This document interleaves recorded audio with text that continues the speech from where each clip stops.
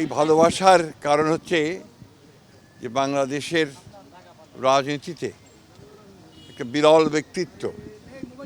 যিনি তার নীতির প্রশ্নে কখনো আপোষ করেননি, দেশের স্বাধীনতা সার্বভৌমত্বের প্রশ্নে কখনো আপোষ করেননি, এবং যিনি তার সমস্ত জীবনই গণতন্ত্রের প্রতিষ্ঠার জন্য সংগ্রাম লড়াই করেছেন, কারাভোগ করেছেন, এবং শেষ দিন পর্যন্ত তিনি অসুস্থ ছিলেন কিন্তু কখনো আপনার এই দেশ ছেড়ে চলে যাননি। এই যে দেশের প্রতি ভালোবাসা, মাটির প্রতি ভালোবাসা, মানুষের প্রতি ভালোবাসা, এটাই সমস্ত মানুষকে আলোড়িত করেছে। এবং তার এই দেশের এই ক্রান্তি লগ্নে যখন তার অভিভাবকত্ব সবচেয়ে বেশি প্রয়োজন ছিল, সেই সময় তার চলে যাওয়ায় মানুষ সেই কারণেই সবচেয়ে মর্মাহত হয়েছে। এবং তারা সেই কারণে দেশনেত্রীর নামাজে জানা যায় তার আত্মার মাগফিরাতের জন্য তারা সমবেত হয়েছে, চোখের পানি ফেলেছে এবং অত্যন্ত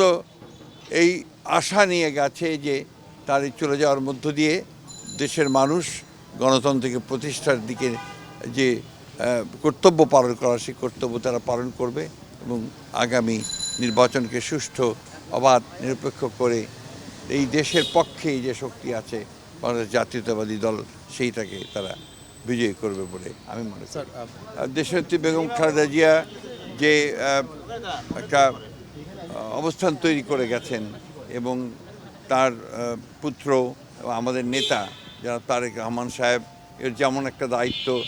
আছে, ঠিক একই সঙ্গে বিএনপির প্রতিটি নেতাকর্মীর দায়িত্ব রয়েছে যে বাংলাদেশি জাতীয়তাবাদের যে দর্শন শহীদ প্রেসিডেন্ট জিয়াউর রহমান সাহেব দিয়ে গেছেন, সেটা দেশনেত্রী এবং খালেদা জিয়া সেই পতাকা তুলে ধরেছিলেন ওপরে, এবং স্বাধীনতার সার্বভৌমত্বের যে পতাকা সেটাও তিনি তুলে ধরেছিলেন। একইভাবে তারেক রহমান সাহেবও সেই পতাকা তুলেই জনগণকে সঙ্গে নিয়ে এই দেশের স্বাধীনতার সার্বভৌমত্বের জন্য তিনি কাজ করবেন, রক্ষা করার জন্য কাজ করবেন এবং তাকে সুসংগত করবেন এবং গণতন্ত্রকে প্রতিষ্ঠা করবেন, এটাই মানুষের প্রত্যাশা। না, আমি তো মনে করি যে ম্যাডামের চলে যাওয়ার মধ্য দিয়ে যে জনগণের যে ভালোবাসা তৈরি হয়েছে, যে একটা আপনার আমি বলতে পারি যে